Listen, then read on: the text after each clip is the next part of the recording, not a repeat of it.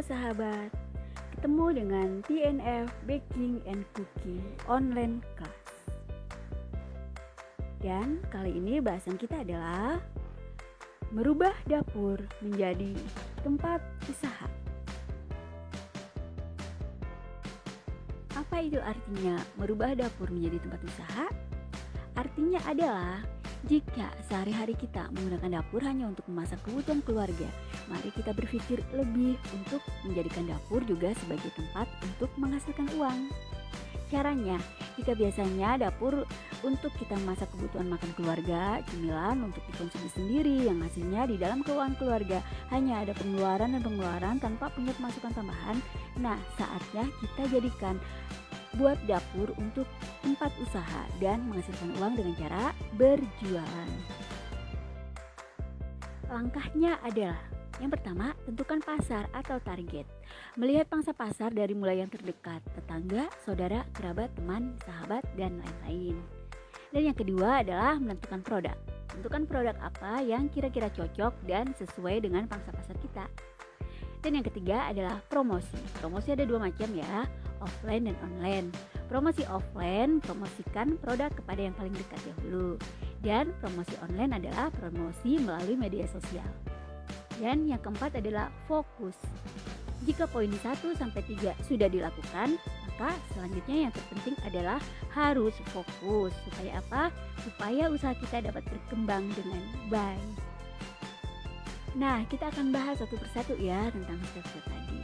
Yang pertama adalah cara menentukan pangsa pasar. Yang kesatu, kenali lingkungan terlebih dulu, karena pasar terbaik adalah mulai dari yang terdekat. Jadi, mulailah pendekatan dengan mereka. Dengan tetangga kita sering ngobrol, sering main. Dan yang kedua adalah cari tahu apa yang menjadi kesukaan mereka. Misalnya makanan, kan ada dua, makanan berat dan makanan ringan. Mereka lebih suka yang mana? Dan yang ketiga adalah cari tahu juga kisaran harga yang bisa dijangkau oleh calon customer kita, rendah, standar, atau sekelas premium. Nah, langkah selanjutnya adalah cara menentukan produk. Setelah mengenal pangsa pasar dari lingkungan sekitar dan tahu apa yang menjadi kesukaan mereka, saatnya kita menentukan produk apa yang cocok untuk mereka. Jangan sampai menjual sesuatu di pasaran yang tidak disukai. Misalnya, menjual daging di lingkungan vegetarian, alamat nggak akan ada yang beli. Atau bisa juga kita menjual sesuatu yang lagi booming. Walau terkesannya latah ikut-ikutan menjual produk yang sedang booming, tapi menjual produk yang sedang booming itu akan lebih cepat laku. Baik, langkah selanjutnya adalah promosi. Promosi, kita akan bahas dulu promosi offline. Promosi offline adalah kita mempromosikan produk kita kepada yang dekat terlebih dulu. Yang pertama adalah pada tetangga. Dengan cara membagikan hasil trial kita berupa porsi kecil atau porsi khusus kepada tetangga kita untuk mereka bisa icip. Dan jangan lupa ya, minta testimoninya. Dan yang kedua adalah pada teman dan sahabat. Untuk teman atau sahabat, pilih aja di antara mereka dari yang paling berpeluang membeli produk kita. Karena kita nggak mungkin kan bisa kasih tester ke semua teman-teman kita. Akunya belum tentu, bangkrut duluan iya. Hahaha. Dan yang ketiga adalah kepada orang yang berpengaruh di masyarakat. Peluang bagus jika kita bisa mempromosikan ke satu orang aja, tapi orangnya yang berpengaruh di masyarakat. Misalnya ketua kelompok atau komunitas atau orang yang punya banyak followers. Baik, selanjutnya kita akan bahas promosi online. Apa itu promosi online? Promosi online adalah kita mempromosikan produk kita dengan tidak secara langsung. Jadi yang kita promosikan hanya berupa foto atau videonya aja. Promosinya ini melalui akun media sosial. Nah, akun media sosialnya apa aja? Ini dia. Yang pertama adalah WhatsApp. Hampir semua orang menggunakan WhatsApp. Jadi kita bisa berpromosi melalui story WhatsApp. Kemudian yang kedua ada Facebook. Facebook juga banyak sekali penggunanya. Hampir semua orang mempunyai akun Facebook. Dan usahakan kita berteman dengan orang-orang di Facebook yang berpeluang dengan usaha kita. Kemudian ada Instagram. Instagram kita dapat berpromosi melalui video atau foto dan hashtag yang sedang trending. Kemudian selanjutnya ada YouTube. YouTube juga kita dapat berpromosi melalui konten dan dapat juga menghasilkan uang jika subscribernya banyak dan konten kita banyak dikunjungin orang. Dan satu lagi adalah Google Business atau Google Maps. Nah, kita bahas lagi satu-satu ya. Yang pertama ada Facebook. Facebook adalah aplikasi yang paling sederhana, paling simpel, dan hampir semua orang punya akun ini. Dengan Facebook kita bisa terhubung dengan semua orang, bahkan yang ada di luar kota, di luar pulau, luar provinsi, bahkan sampai keluar negara sekalipun. Jadi manfaatkan ini untuk mempromosikan jualan kita.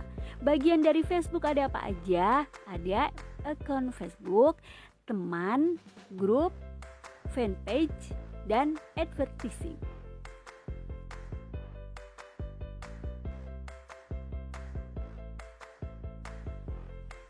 Akun Facebook atau nama Facebook. Gunakan nama asli, nama panggilan, atau nama yang sudah dikenal orang dan mudah diingat. Jangan menggunakan nama-nama alay, apalagi dengan tulisan yang susah buat dibaca. Karena kita kan akunnya buat jualan. Jadi kalau kita menggunakan nama-nama alay, orang gak akan percaya. Teman dan grup. Tambahkan teman di Facebook yang sekiranya dia berminat dan tertarik untuk membeli produk kita. Dan sebaiknya tidak usah berteman dengan orang yang kerjaannya cuma kepo-kepo doang tapi nggak pernah beli. Begitu juga dengan grup. Bergabunglah di grup atau komunitas yang baik untuk usaha kita. Misalnya komunitas jual beli online, sharing masalah penjualan online, dan lain sebagainya. Selanjutnya adalah postingan. Untuk berjualan sebaiknya kita hanya posting yang baik-baik aja ya. Tidak keseringan galau di status dan tidak memposting status yang frontal dan pro kontra.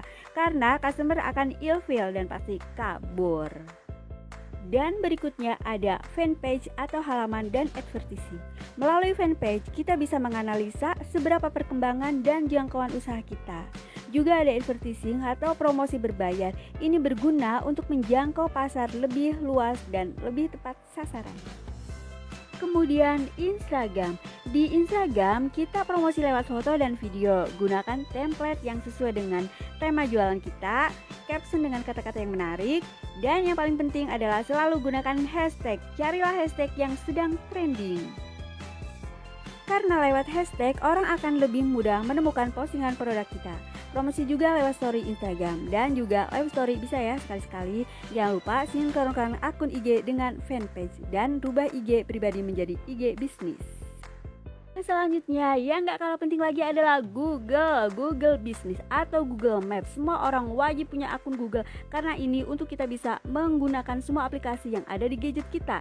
Dan cara untuk promosi lewat Google adalah dengan membuat akun Google Business menggunakan nama usaha kita. Supaya apa? Supaya tempat usaha kita tercantum di map atau peta.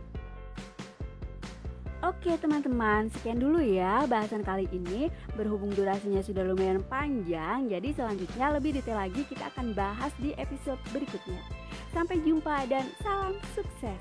TNF Baking and Cooking Online Class. Belajar bersama, sukses bersama, dan jadilah mama yang kerjanya di dapur tetapi berpenghasilan. Bye!